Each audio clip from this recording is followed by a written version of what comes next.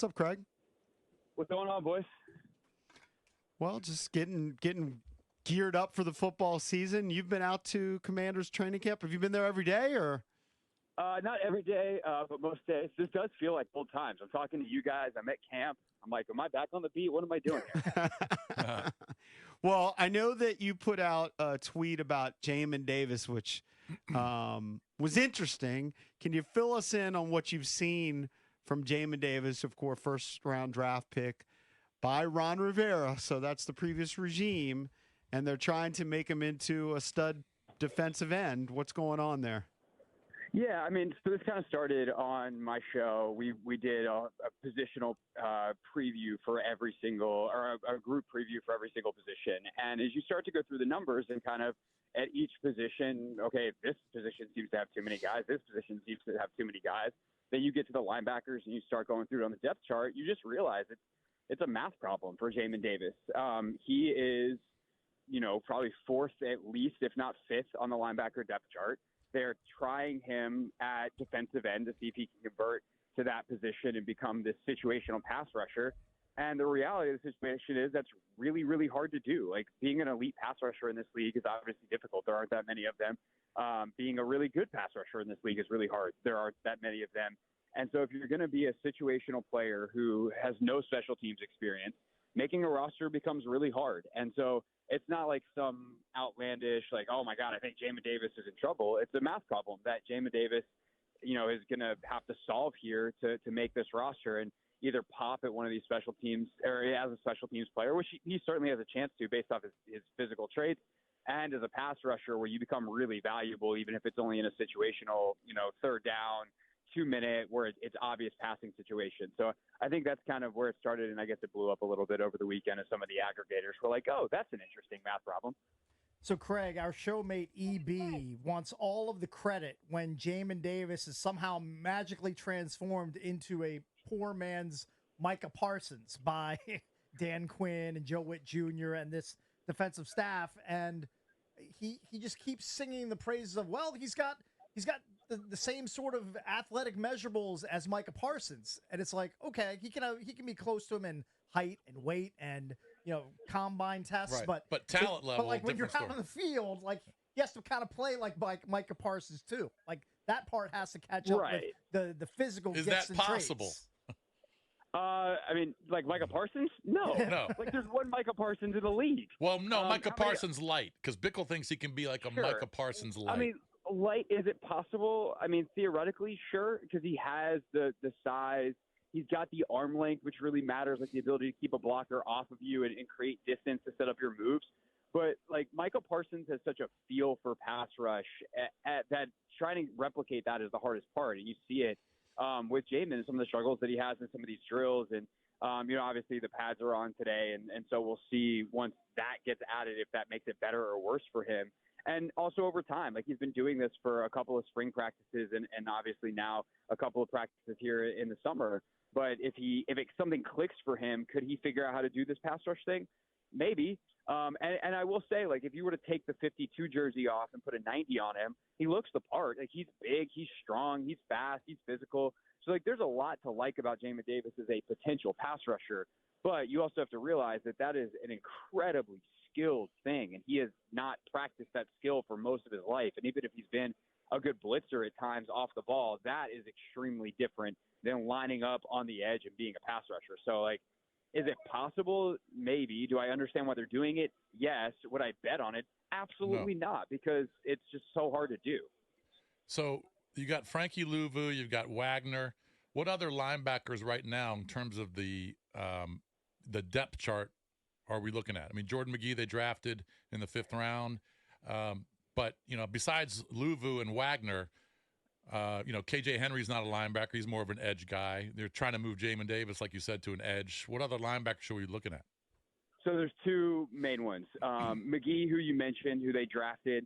Yep. And I think the interesting thing about McGee, specific to Jamin, too, is they're using him off the edge some as well. So in some of these third down, situations, like they're lining him up. And then also they're not going to play a ton of base defense with 3 linebackers on the field, but when they are, McGee is the third guy. Wow. And so the fact that, when that's happened, that's already been the case, I think is telling and part of the reason why it's a quote unquote bad sign, if you will, for Jamin. The other guy is Pittman, who's the veteran that they signed, Anthony Pittman. And, again, you guys mentioned it with Jamin off the top. Like, Jamin was brought in, drafted by the previous regime. Pittman was brought in by this regime specifically for whatever reasons they like him. And so I think with that, you just have to know that Jamin's already starting from kind of 5th on the depth chart. I think there's another guy named Michael Walker that's here, but I think Jamin's probably 5th going in. But again, like, this is early in camp, and injuries, knock on wood, hopefully they don't happen, but these things do happen. So we'll see as they get out in pads here for the first time today. But those are kind of the names to watch. And then obviously what happens at edge. So, if we're talking about Jamin as an edge, what happens with some of the young guys, DeAndre Jones Jr., et cetera, and then what happens on special teams. Like, all this stuff is going to wind up mixing, and Jamin's going to be in kind of this last pot of players that they determine whether or not he ultimately stays in the long run. So let's talk about the receivers. Is McCaffrey popping for you right now? I've actually been a little bit of a quieter camp than I expected. Luke had a great spring. He was one of these guys that just kept making plays. But I do think they've been impressed generally by, like, the process with him. I think that they've seen a polish on his routes that is even greater than what he had at Rice. Remember, this is a guy that's converted quarterback. So he's only been playing the receiver position for a couple of years. He gets up this higher level of coaching, and I think he's really taken to it well. His work ethic's nuts. He works every single day after practice. He's with Daniels here at 5:45 in the morning. We heard about all that during the spring nonstop. So I think they're still extraordinarily high on Luke McCaffrey, and I'd imagine that he will continue to make some plays as camp goes here. And we'll see, obviously, today some of the physicality. We talk about the physicality with the pads going on the line, but, how do you get off of jams and things like that? We'll get to see how Luke McCaffrey's progressed in that area today. Craig, kind of a jumbled mess in that wideout room outside of the top 2 or 3. You've got De'Ami Brown. He's battling with guys like Olamide Zaccheaus, Demir Bird, Dax Milne is still a holdover. Like, if I'm De'Ami Brown, I got picked by the former regime. Like, I better have a standout camp. I'm a little worried, to make the final 53. Yeah, no doubt about it. When we did the wide receiver positional group preview on my show, I think there was 9 guys that I could have made a legitimate case for they could potentially make the team. I'll throw one other name in with it, which is Bryson Tremaine. The second-year guy out of Stanford, was on the practice squad last year. And the reason I specifically mentioned Bryson in regards to De'Ami is those two are both really good special teams players. De'Ami's had a huge struggle producing as a receiver, not trying to tell anybody differently. But he's been a very, very good special teams player, and he's a very good blocker. And so as a 4th or 5th receiver, that stuff matters. And that's what's going to make you, get you on the team. And so if Tremaine, who's a little bit bigger, 6'4", can potentially come in and challenge for that, will block his face off, and is a great special teams player and can be more productive as a receiver and gives them something else in the room in terms of height that they don't have, where they've got some speed in the room, which is obviously what De'Ami theoretically brings. That could be really a huge factor. Zaccheaus, veteran, they bring in. Obviously, McCaffrey, I think, is a lock, is the draft pick. But there's a ton of guys. Mitchell Tinsley made this roster in camp last year, and he seems like I don't know what his path to making the roster is this year, outside of just being awesome in preseason games and showing that he's the step above as a receiver. So De'Ami's, I don't want to say he's in trouble, but he's in the same position as a lot of these other guys. And I think specific to him and Jamin, by the way, they're in the last year of their contracts. So like if you cut them, it's not like you're having to eat dead money in years coming up. So it's going to come down to how well they play in the next couple of weeks of camp, how they play in the joint practices, how they play in the preseason games. But yeah, De'Ami's definitely a bubble guy. So I'm high on Eckler for obvious reasons. Last year, down year because of the injury, but in 21 and 22, he had a total touchdown combo of 38.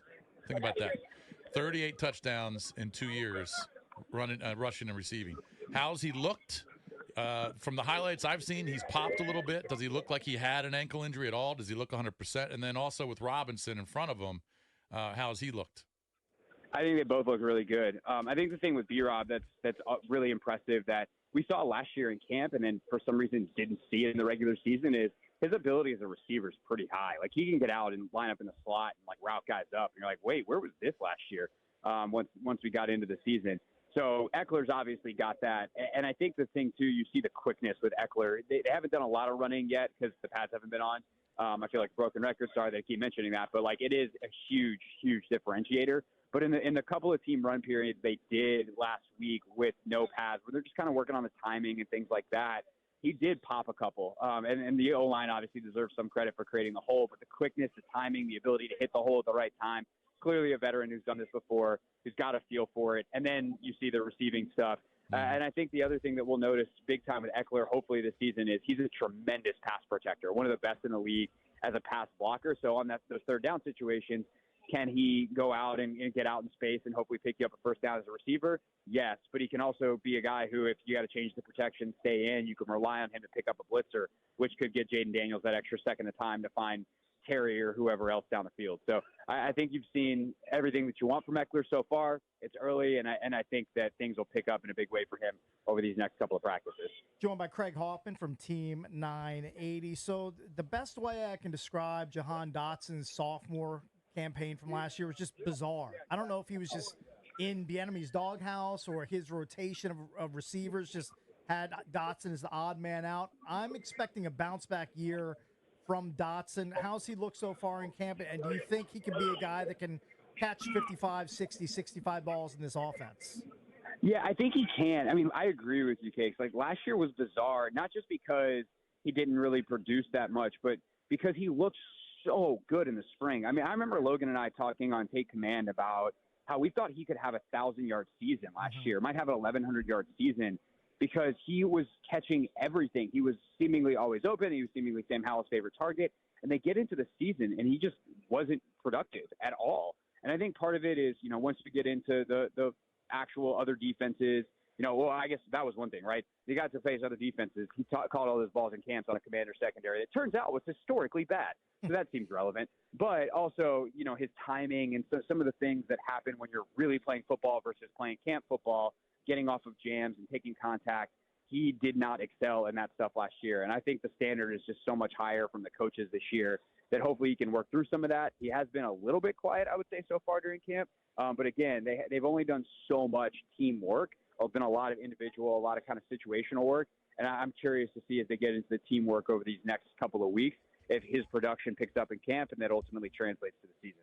Craig, so when we talk to listeners to kind of look forward to the opening week and even the preseason, they're really jacked up, obviously, because of, Snyder's gone, new ownership, Daniels is here. Is the media feeling like the new energy as well, like the fans are?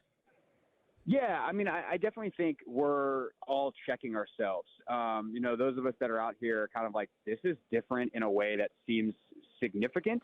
The energy is different. The vibes are different. Just the kind of, I'll use a word that they use a lot, the intentionality of everything. Like, every drill has a point. It's kind of easy to see. The coaching is definitely so much better.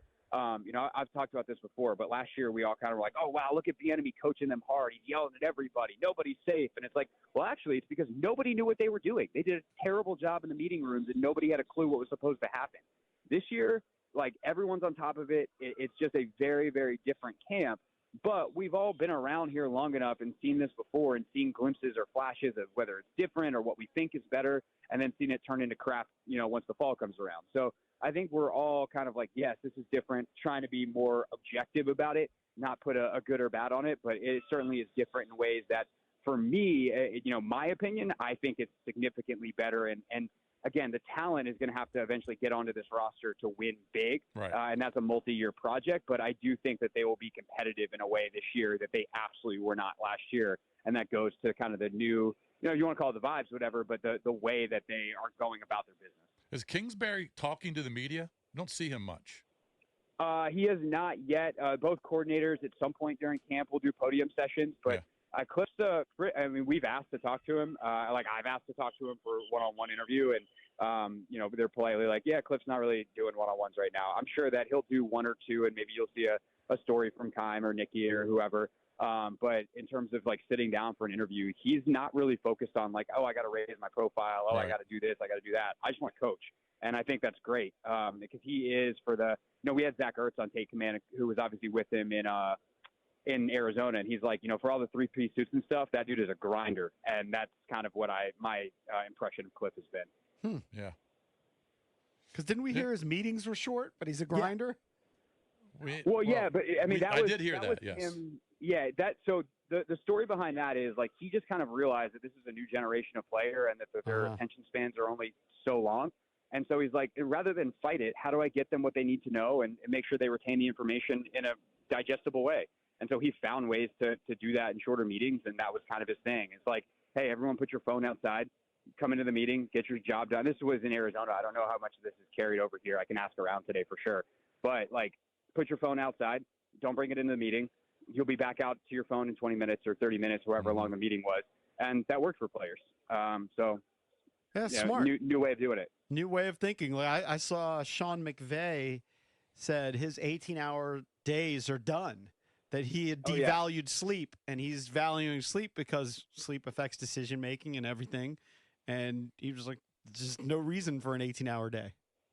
No, 100%. I mean, the research on sleep, this gets into actually like a pet hobby of mine of knowing way too much about sleep. But it like creativity, your mood, so how you actually interact with people, which is obviously an essential part of coaching, productivity. Like you are so much better off just going to sleep and then waking up, and then you'll solve the problem in half the time rather than trying to pull the all-nighter or wake up at 4 o'clock in the morning, whatever. I think Cliff's still like a 4 a.m. guy, but I do think that like that kind of like quote unquote old school, for lack of a better word, way of coaching, people have realized it's actually not as effective. And so both mixing with kind of the new generation of player and looking at the sports science, if you will, of how humans actually most efficiently operate, a lot of these guys have changed the way they do business. So they're going full pads today. What are you most looking forward to watching practice today? I mean, I definitely think the O-line has to be it, right? We've been waiting all offseason to see this, for as much as we've seen of the corners and we've seen of some of these other positions that are interesting for battles and who's the starter and whatever. You just don't get that same feel on the line. So I'm definitely looking forward to see what Brandon Coleman can do, looking what Cornelius Lucas can do, Trent Scott all battling for that left tackle spot. How does Allegretti look? Trying to lock down that left guard spot. So O-line for sure. Yeah. All right, Seahoff, good stuff. That's Craig Hoffman. You can listen to him on the Team 980. Thanks, pal. You got it. See you. Yep.